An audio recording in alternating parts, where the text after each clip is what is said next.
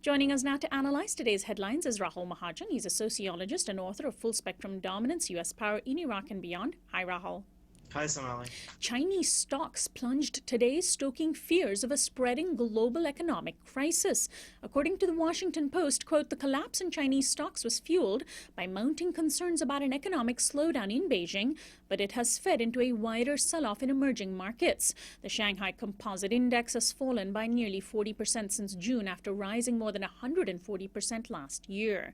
So bad was the news this morning that the Chinese media have labeled today Black Monday. In what appears to be a bid to stave off trouble, the Chinese government has called for local municipalities to invest pension funds in the stock market. The result would be an infusion of hundreds of billions of yuan into the markets. The repercussions of China slumping is already being felt worldwide in countries like Australia. Here in the U.S., it could possibly impact the Federal Reserve's decision to raise interest rates in September. Well, Rahul, we shouldn't really be surprised that the Chinese economy is slowing down. It couldn't have grown forever. But given the integration of the global economy, this sounds pretty worrisome, doesn't it? Well, Sonali, it's hard to say. I mean, capitalism, one of the things capitalism excels at is turning what ought to be relative non-events into crises. And this may well be a case of this. I mean, if you actually look even at the Shanghai Composite Index, so if you compare it with less than a year ago, November 2014, it's still up over 60%.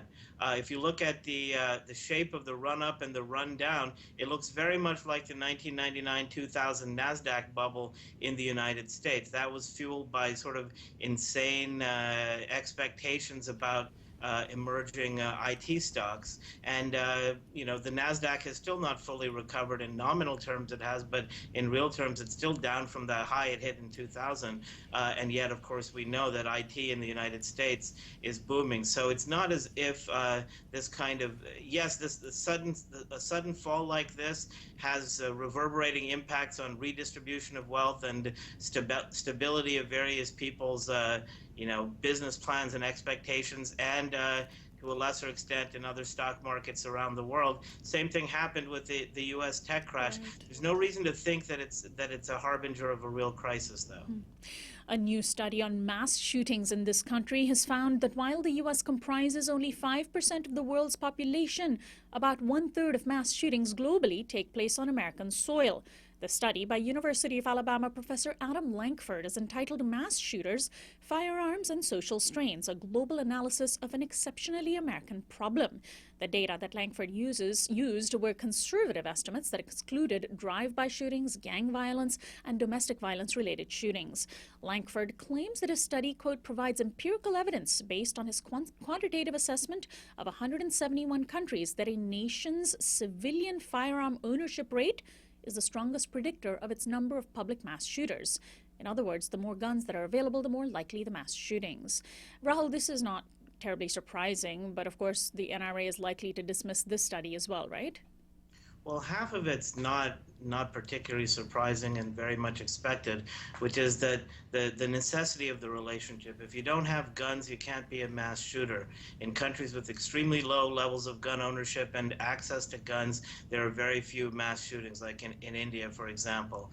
The other half is really unclear. I haven't seen the paper or the data, but it sounds very much like this conclusion is shaky and being oversold. So, for example, if you look at the United States over the last 40 years, levels of gun ownership have declined from about 50% of households to just over 30% of households. Yet I haven't seen the data, but I doubt that the number of mass shootings per capita has actually gone down in that period. So what you have in the United States is not increasing rates of gun ownership, but concentration of gun ownership into the hands of a gun-worshipping cult whose every action is spinelessly facilitated by politicians across the entire political spectrum. That's the issue facing America more than just the mass of gun ownership.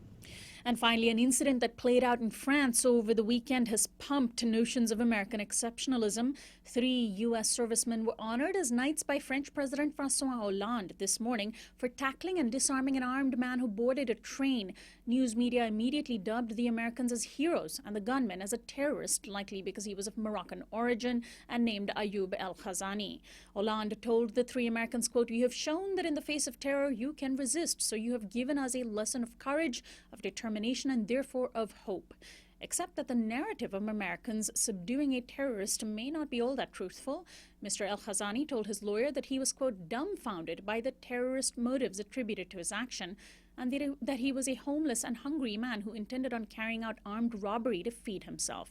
Mr. El-Khazani's father also spoke with the press and said, quote, the only terrorism he is guilty of is terrorism for bread. He doesn't have enough money to feed himself properly. Rahul, what do you make of this story?